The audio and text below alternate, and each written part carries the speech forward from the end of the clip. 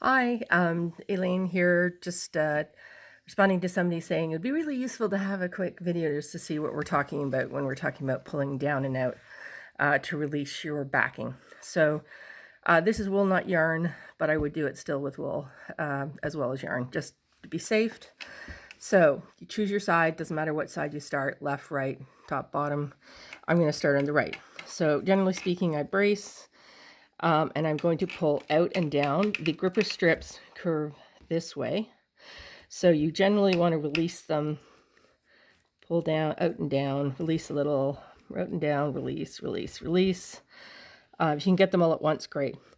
So then you pull it back. So you can see they were off the strips, and as a result, it is now loose.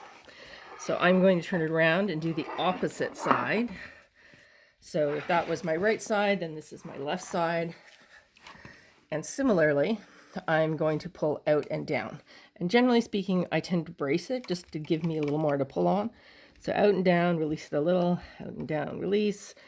And then what I will do is fold it back on the top. And the reason I do that so that it doesn't grip the gripper strippers again. And then you do exactly the same for the last two. Again, hold, pull out and down and release, out and down and release until you get the side released. And then you're going to fold it back on itself.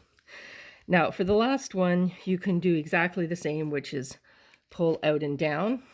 But the other option is just out and down and then you just sort of lift it off, because at that point, as long as you're lifting it in the direction of the grippers, you are fine. Now, just FYI on the press and seal. So this is wool. I haven't put press and seal on this, but it is a 3, so it is a little more delicate than say an 8 or something like that in terms of a cut. Yarn I would definitely put on the back. And the way I do it, press and seal is God's gift to rug cookers.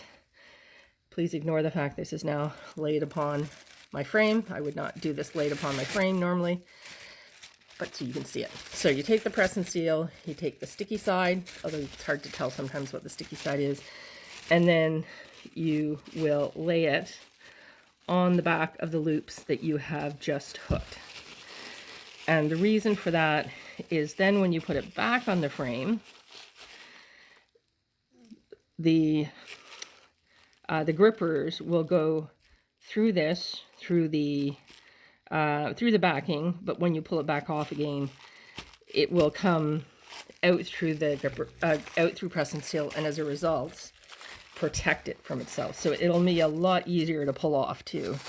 So you can see I've got the press and seal underneath, and that means that the back of these loops that are now resting on the grippers are protected. This is particularly important when you have soft stuff. My most traumatic experience was when somebody said, "Could I see your rug?"